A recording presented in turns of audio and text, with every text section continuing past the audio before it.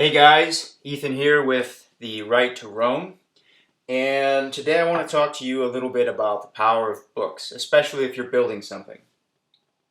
Um, Now, I don't think so.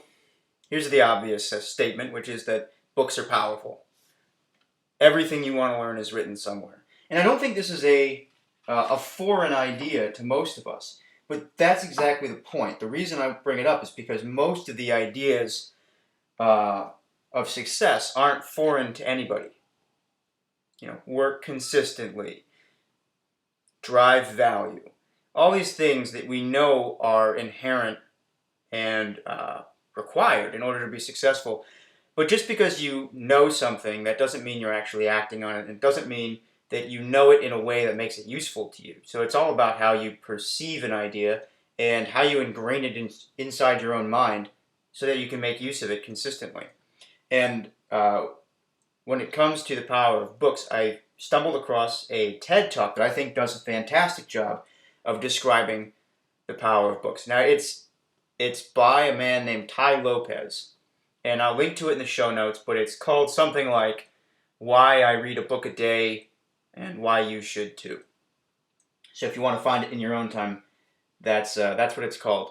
The reason it's so great, though, is because what Lopez does is, rather than just saying books are important, he has you imagine what your life would be like if tomorrow morning or today you woke up and Arnold Schwarzenegger was in your kitchen helping you cook breakfast, and then he was going to work out with you, right? How much healthier would you be today, immediately, if Arnold Schwarzenegger was standing right next to you, advising you and also holding you accountable for your actions? How much wealthier would you be today if Dave Ramsey or Bill Gates or Warren Buffett were co-investing on a project with you?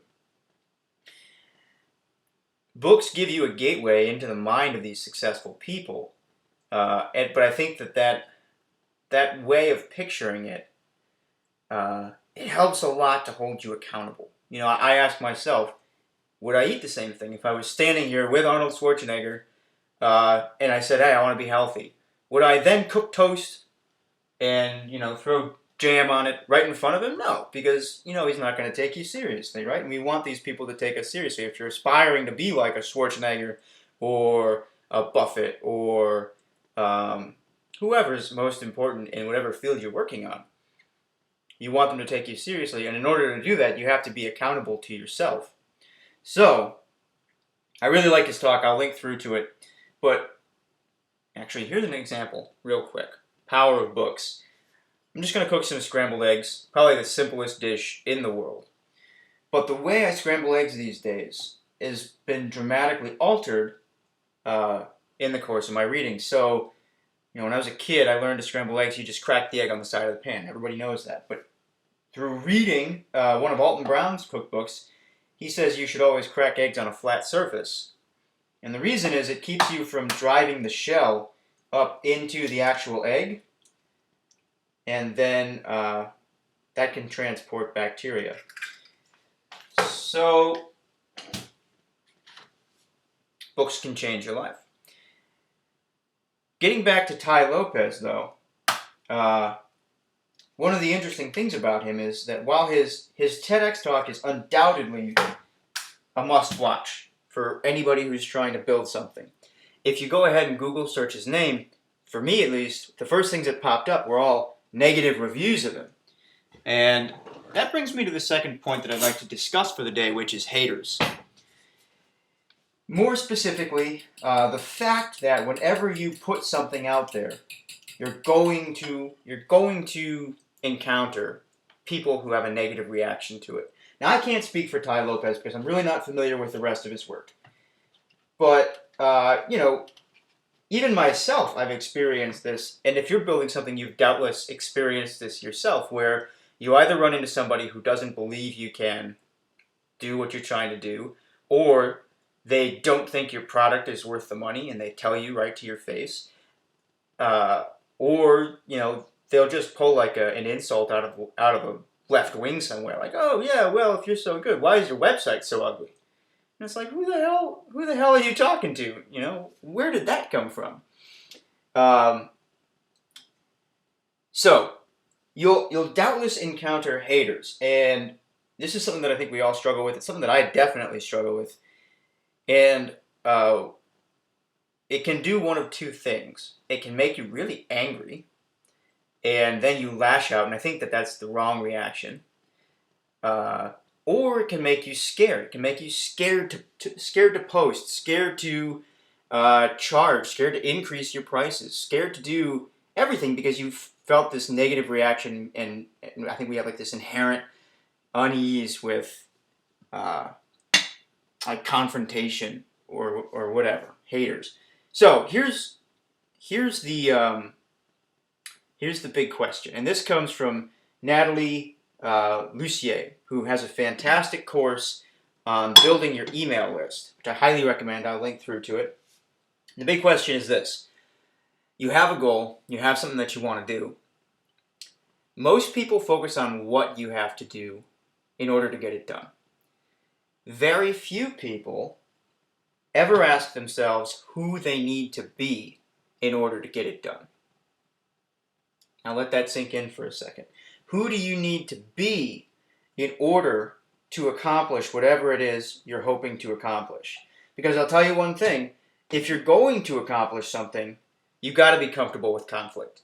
You've got to get used to the fact that there are going to be people out there who don't like what you're doing, who tell you to your face that they don't think, you know, you're worth their time, their money, their effort, their respect.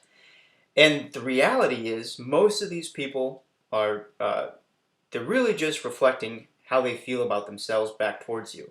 But it can feel really hurtful, and so you have to get used to, you have to realize that if you want to be successful at something, you need to change into a person who's comfortable with negative feedback like that, and who has a way to cope with it.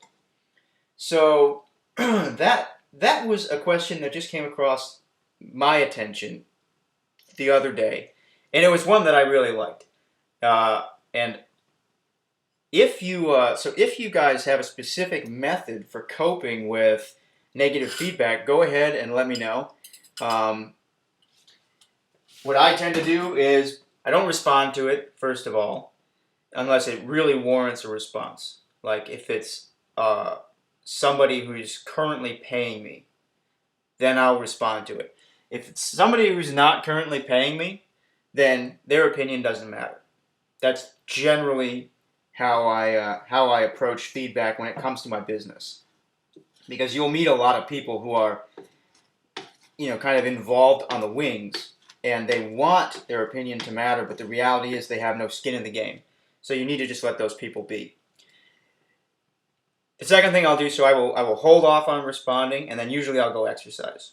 I'll go for a swim, I'll go for a run, I'll just do push-ups until I can't anymore. Just something to get your mind off the never-ending loop that kind of starts up when you encounter that kind of criticism. And then, you know, after I'm calm, if it warrants a response, I'll respond. But my one rule for responding is that, and this is I learned this through experience, not I wasn't born with this. I made a couple big mistakes, and so now this is my rule. My rule is that when I respond in a way that I would be perfectly happy with them posting in public, right? Because my face is attached to it, my name is attached to it.